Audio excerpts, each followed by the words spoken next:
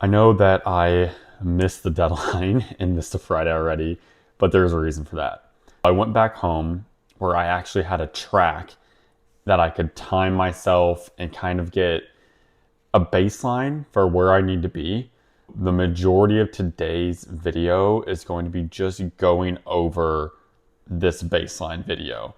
It's me trying to do a 400, testing the times, all of that. There's not going to be a picture of my weight today, a video of my weight, any of that. We're just going to review this footage because I think it's important to kind of see where I'm at.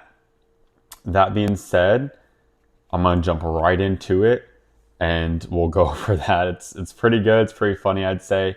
And then at the end, I'll give a little monologue to kind of my thoughts on where I'm at because it's a little bit further than I was hoping, but I still think it's possible to be the best in the world and to reach that goal. Okay, we're going to start off just going around. I'm going to add a timer into this just so you guys can kind of see where I need to be at. Keep in mind, I got a head start and start at the 1, which is actually in the rules. You can start behind the line and then kind of start as a moving start. That is okay in the longer races. So that should be okay in this one. Around this curve, this is where I start getting tired. Right there, my leg starts seizing up. That's only 100 meters in. That should not be where I'm getting tired at all. I should be not really tired until this bend right here. This marks 200 meters. This is the halfway mark right here.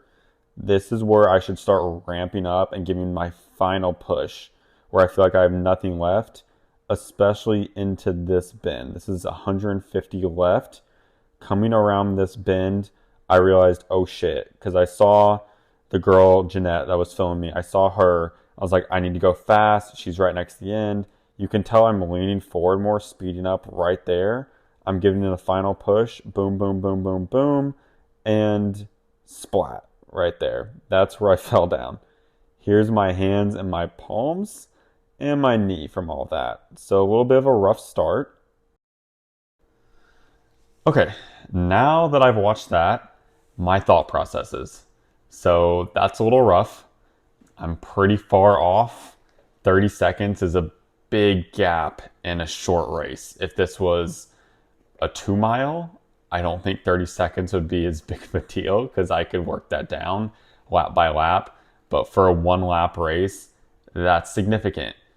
That being said, when I started track in high school, I wasn't medaling my first attempt, and I haven't ran or done any cardio for years.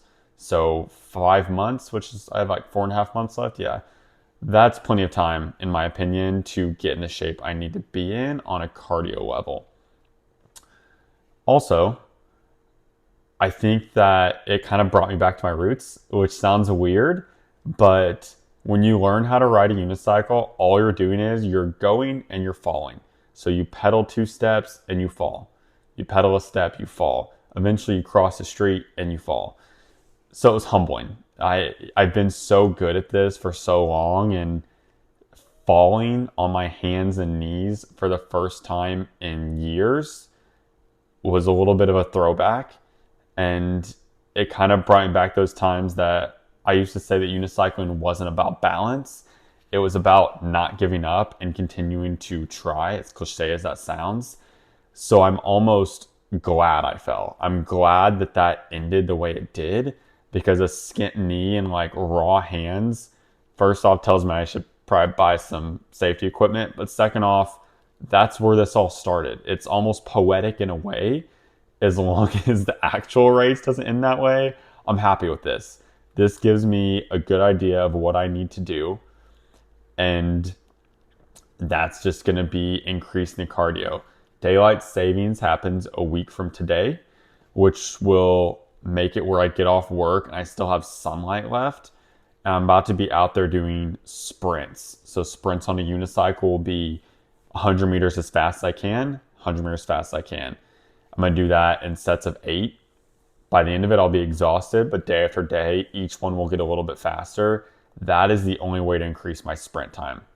Let me know what you guys think. If that's a good idea, if you have any suggestions, I'm more than open to suggestions because this is going to take a lot of work. See you next week.